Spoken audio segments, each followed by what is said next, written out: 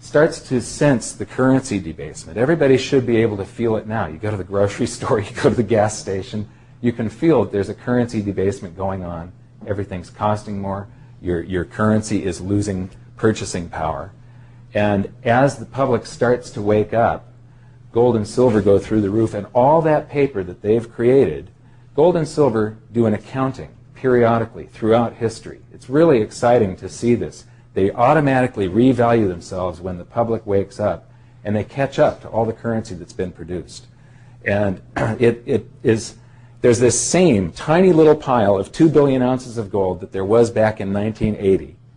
And the pile of silver has gone from 2.2 billion ounces to 300 million. Today, there's 8.3 times more gold available for investors to buy than there is silver. I want you guys to hear what, I don't think we heard what he just said, okay? To me, I've been saying this for a number of years now. Silver is the biggest opportunity I have ever seen, bigger than real estate, bigger than anything else. And silver, as we're talking today, 2008, is about $15 an ounce. Mm-hmm. There's less than 10 years supply worth of silver on planet Earth. The difference between gold and silver is gold is hoarded, silver is consumed. Silver is an industrial precious metal. It is used in cell phones, telephones, computers, electric lights, everywhere. The more information age we become, the more we use silver. And what Michael is saying is that stockpile is at all-time lows, and they're not discovering much more. Poland has about 25% of the world's silver, so you know, you can buy real estate silver in Poland. You know, but anyway, so when people say, Mexico too. Yeah, where am I investing? I say I'm investing in the world. I say, what do you mean by that? It says I'm investing in a metal that is consumed throughout the world.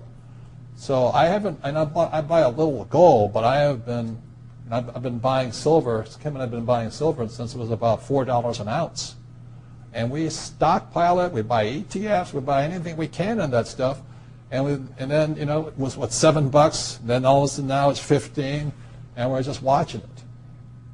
It is not crystal ball. You know, it is not about, you know, the stuff on television.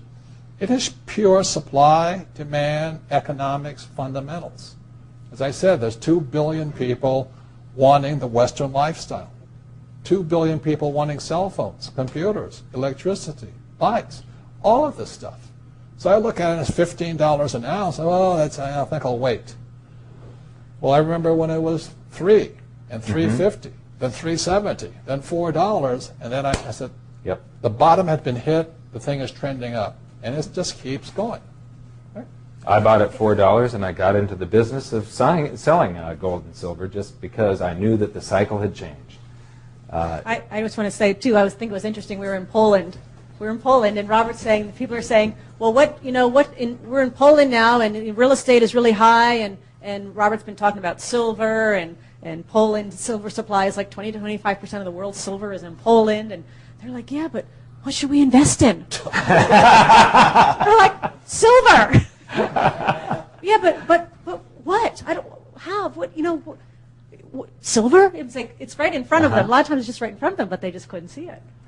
That's one of the things, too. You can buy it and you can take it home. It can't go bankrupt on you.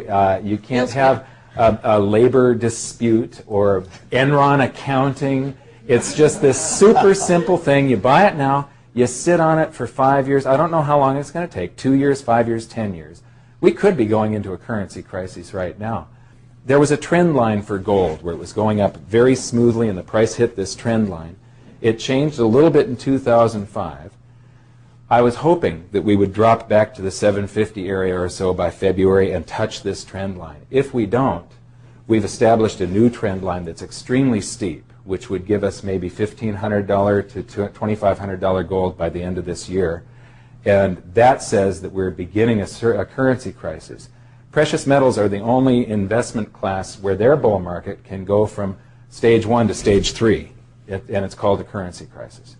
And you could see gold anywhere from $5,000 to actually trillions, quadrillions, sextillions of dollars per ounce. It depends on how hard the dollar and the euro and the loonie and the Aussie dollar. They create them all now by doing this. They just type them into a computer. the dollars. They don't have to print them anymore. It used to be that you had to mint coinage to expand the currency supply. Then you had to print paper to expand the currency supply. But now all you do is you add zeros to it. Just and boom, it's 10 times. They don't even have to print this trash anymore. Right. It's electronic. That is how fast it's going to hit people. If you can understand that, that's why it's information age, not industrial age. And so all those, I feel for them, hoping the government's going to pay, like who's going to win? Is it Hillary? Is it Obama? Is it Mitt Romney? I mean, they can't do a thing about this. It's too late. It doesn't matter. What matters is how smart you are now. If you think these guys are going to save your family, I think you're in for a sad, rude awakening. Because we've been here before. 1933, a man named Adolf Hitler was elected to Chancellor of Germany. The reason was because the Reichsmark, the Weimar government had printed too many of these Reichsmarks. Today, George Bush and Bernanke and those guys, they don't even have to print the stuff. And it's a global problem, not a German problem. And it has happened throughout history. Yeah.